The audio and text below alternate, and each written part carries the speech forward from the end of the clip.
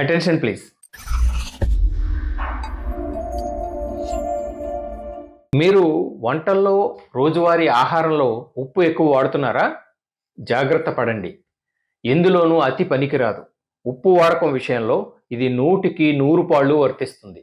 బొత్తిగా ఉప్పు వేయకపోతే వంటకాలు బాగుండవు, కరెక్టే. అదే మోతాదు మించితే వంట పాడవడమే కాదు, ఆరోగ్యమూ దెబ్బతింటుంది. తగినంత సరైన డోసులో ఉప్పు వాడితేనే కూరలకు, నలభీమ పాకాలకు రుచి. అనేక వీడియోల్లోనూ, టీవీ ప్రోగ్రాముల్లోనూ అలవాటుగా చెబుతుంటారు రుచికి సరిపడినంత ఉప్పు వేయాలని. తగినంత అంటే ఎంత, ఎలా నిర్ధారించడం? తక్కువలో తక్కువ, కనీస పరిమాణంలో లవణ వినియోగం అన్నిందాలా మంచిది. పొరుగు దేశం చైనాలో ఉప్పు వాడకం ఎక్కువ. మీరు గమనించారా? మన దేశంలోని వివిధ ప్రాంతాల్లో చైనీస్ రెస్టారెంట్లోనూ సాల్ట్ విరివిగా ఉపయోగిస్తారు. రోజుకు 5 గ్రాములు అంటే 1 టీ స్పూన్ సాల్ట్ కన్నా ఎక్కువ వాడొద్దని ప్రపంచ ఆరోగ్య సంస్థ WHO సిఫార్సు. చైనాలో రోజుకు సగటు తలసరి ఉప్పు వాడకం ఎంతో తెలుసా? 10.9 గ్రాములు. అంటే WHO చెప్పిన దానికి డబుల్ కన్నా ఎక్కువ. సగటు భారతీయుడు రోజుకు యావరేజ్న 8 గ్రాముల దాకా ఉప్పు వాడుతున్నట్లు అధ్యయనాలు వెల్లడిస్తున్నాయి. కజకిస్తాన్ లాంటి చోట్ల WHO చెప్పిన మోతాదుకు 4 వరకు వంటకాల్లో ఉప్పు వేసేస్తున్నట్లు స్టడీస్ చెప్తున్నాయి.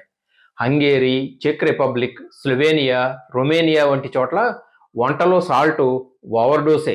దక్షిణాఫ్రికా, ఆస్ట్రేలియా, యూకేల్లోనూ ఉప్పు వాడకం అధికమే. ఆయా దేశాలు, ప్రాంతాల ఆరోగ్య సూచీల్లో అధికంగా ఉప్పు వినియోగిస్తున్న దుష్ఫలితాలు కనిపించకుండా ఉంటాయా? మంచిది కాదని వైద్య నిపుణులు హెచ్చరిస్తున్నా వాడకం మోతాదు మించుతూనే ఉంది. ఇండియాలోనే చూడండి, ప్రాంతాల వారీగా కొద్దిపాటి హెచ్చుతగ్గులతో కూరలు, పప్పు వంటకాలు, నాన్ వెజ్ స్పెషల్స్, రోటీలు తదితరాల్లో సాల్ట్ మోతాదు మించుతోంది. ఇలా కూరల్లో, వివిధ వంటకాల్లో ఉప్పు వాడకం ఎక్కువైతే ఇబ్బంది ఏమిటి?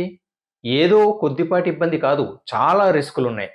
సాల్ట్ ఓవర్డోస్ అధిక రక్తపోటుకు అంటే హై బీపీకి కారణం అవుతుంది. బీపీలో పెరుగుదల సమస్యల పరంపరకు ఆరంభమే. ఉప్పు మోతాదు మించితే గుండెకు ఒత్తిడి బాగా పెరుగుతుంది. శరీరంలో రక్త ప్రసరణ క్రమం తగ్గుతుంది. బీపీ పోటెత్తితే గుండె నెమ్మదిగా బలహీనపడుతుంది. కొంతమందికి గుండె జబ్బులు రావచ్చు. కొందరిలో గుండె కొట్టుకునే వేగం మందగించవచ్చు. ప్రమాదం పసిగట్టి సకాలంలో జాగ్రత్తలు తీసుకోకపోతే స్ట్రోక్ వచ్చే ముప్పు ఉంటుంది. ఎక్కువ ఉప్పు తింటే కిడ్నీలపై ఒత్తిడి అధికం అవుతుంది.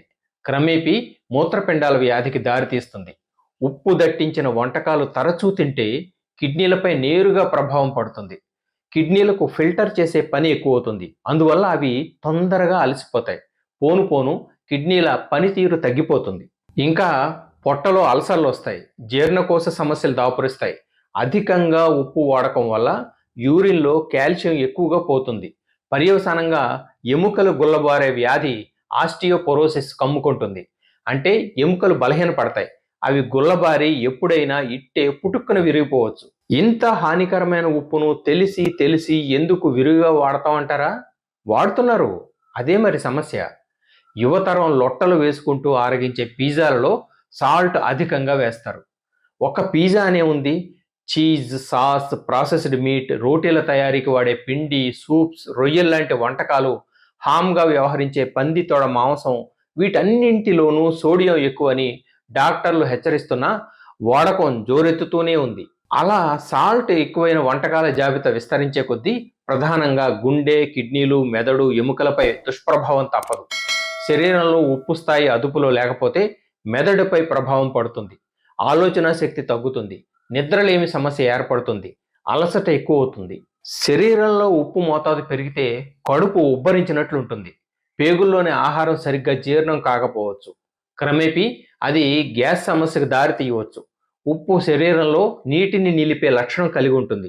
అందువల్ల చేతులు, కాళ్ళు, ముఖం ఉబ్బి కనిపిస్తాయి. కొంతమంది నీరు తక్కువ తాగుతారు. అటువంటి వారు ఉప్పు ఎక్కువగా తీసుకోవడం మరింత సమస్యాత్మకం అవుతుంది. డీహైడ్రేషన్ సమస్య తలెత్తుతుంది. ఈ ఉత్పాతాల బారి నుంచి బయటపడేది ఎలా? ధనియాలు, తులసి వంటి వాటిని హెర్బ్స్గా, మూలికలుగా వ్యవహరిస్తారు. జీలకర్ర, కొత్తిమీర, పసుపు వంటివి స్పైసెస్, సుగంధ ద్రవ్యాల కోవలోనివి. వీటిని వంటకాల్లో విరివిగా ఉపయోగించడం ద్వారా ఉప్పు వాడకం తగ్గించే వీలుంది. అలాగే తాజా నిమ్మరసం పిండిన వంటకు అదనపు రుచి వస్తుంది.